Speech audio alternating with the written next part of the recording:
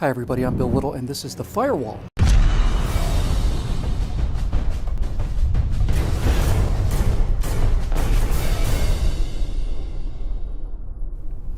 Well, cultural appropriation is the latest form of combat used by social justice warriors. That's a term used by crybullies to describe themselves as fighters against prejudice and privilege. They're the first warriors in history to burst into tears and require weeks of therapy at the mere sight of an actual weapon. Now, there's only one area where these progressive millennials are not only allowed to, but actually encouraged to compete in, and that is the struggle to see who can be the biggest victim and win the virtue-signaling silver cup by being the most sensitive to racial and gender injustice. Cultural appropriation is the idea that white males have stolen various elements of minority and female culture and used them for their own benefit without acknowledging or appreciating the suffering of the offended party. It's everywhere, but the best example so far is a video shot at San Francisco State University, where a black student confronts a white student who is culturally appropriating African American dreadlocks. Let's watch for a moment, shall we? You're saying that I can't have a hairstyle because of your culture? Yeah. Why? Because it's my culture. Do you know what box means? Yo, girl, stop touching me right now. Yo, girl, stop touching me right now. That's no reason, yo. I don't need your disrespect. I don't need your disrespect. Why are you filming this? Just for everyone's safety. Listen, I get it. If anybody's on their side, I am. As a straight white male, I see these feminists and students of color appropriating my white male culture every day. When I think of them walking around in blue jeans, using electricity to light their dorm rooms or to run their microwave ovens so that they can eat non-Anglo-Saxon food, well, frankly, it makes me sick.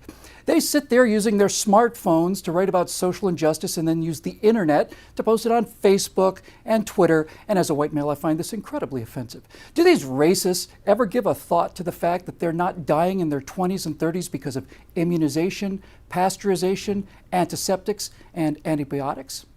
When they go to the hospital, do they think about the suffering and back-breaking work by unknown white males in order to bring them laser surgery, MRI scans, artificial ventilators, and all the rest? Do they give an instant's thought to the fact that none of them have developed polio or scores of other infectious diseases? Nope. They just culturally appropriate these things and then they use them inauthentically. But what really makes me lose my mind is when I look down the aisle of an airplane. Oh yeah, they're reading articles about Beyonce and they're listening to Drake and Kanye West, but how many of these feminists and social justice warriors of color know the name of the man that invented the jet engine that is carrying them from their parents' house to their hissy fits at the University of Ottawa or Oberlin or Yale, Harvard, Missouri, and all the rest at 550 miles an hour? Not one of them, I'll bet. Not one.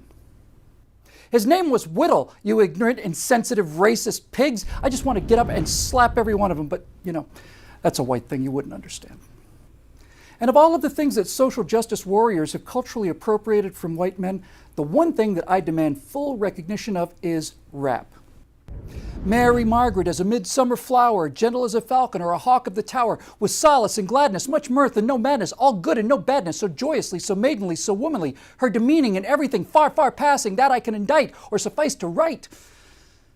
Hip-hop rhyming is called skeltonic verse, and it was invented by the man that wrote those lines, white male John Skelton, who was born in England in 1463.